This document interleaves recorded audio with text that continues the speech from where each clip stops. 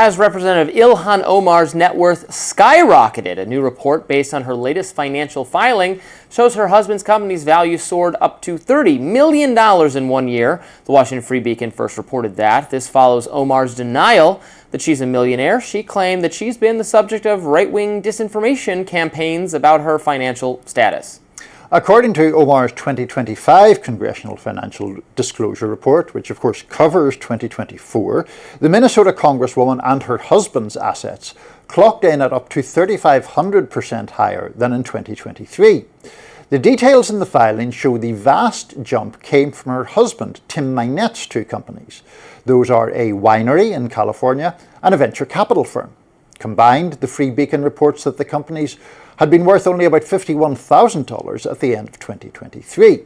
It should be noted that while the company's values increased, the disclosures do not show the couple taking any income from the venture capital firm, and reported between $5,000 and $15,000 in income from the winery. But the skyrocketing value is under scrutiny. The Spectator contributor David Seifer Jr. wrote, quote, Omar's financial disclosure is more than a tabloid headline. It's a cultural moment. Here is one of the loudest critics of capitalism, now sitting on the kind of wealth that capitalism makes possible.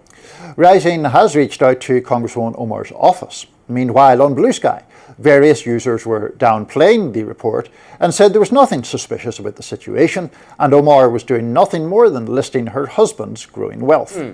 Right, it is her husband's wealth. It is. For instance, in the case of Nancy Pelosi, who is the subject of these kind of stock insider trading, disclosure preventions, it's her husband's wealth. He's doing the stock trading, and the fact that they're connected, I mean, they kind of share their wealth in a broader sense. Now, I don't actually care, to be perfectly frank. Ilhan Omar, just like anyone else, she doesn't have to sit in poverty just because she's a member of Congress, as long as she's following whatever the rules are. And now it sounds like she was kind of denying that she's this wealthy, even though she is, so she shouldn't lie about it if that's what she's doing. But she has every right to enjoy the benefits of American capitalism, and I think people have every right to criticize her for being hypocritical or a critic of the kind of system that she is now profiting from, or say there's something not genuine about her if that's her ideology and this is how she lives. But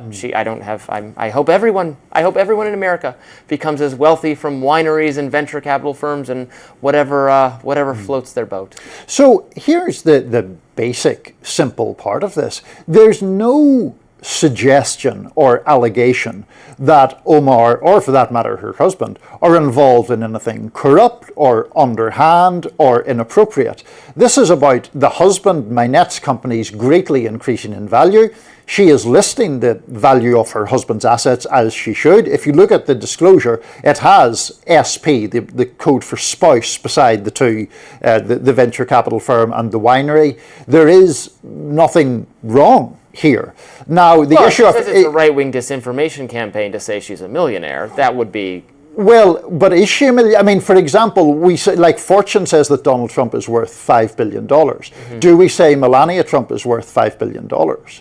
I mean, we don't generally say that, right? If she said the media is saying I'm worth $5 billion and that's a lie, that's a disinformation campaign, I think we'd say, okay, you're maybe she can't spend all of his money exactly. Right. Maybe there's some nuance there, but I don't know that we'd reject it with the strenuousness that stridentness that she was saying there. Yeah, I mean, her husband's wealth isn't really her wealth, though. I mean, there is some grey area. I'll grant you that, but I think that the kind of sensation about really this. Not the case? Well, exactly. There could be a prenup that it's not the case, So who knows? But I think it's a slightly overdone, fake scam. But there's definitely a prenup in the Melania case because they were married previously and they were wealthy when they became married. Since they were not wealthy or didn't have this level of wealth before the marriage, it'd be less likely that there's a prenup. Omar and Mynette were each both married previously as well. So anyway.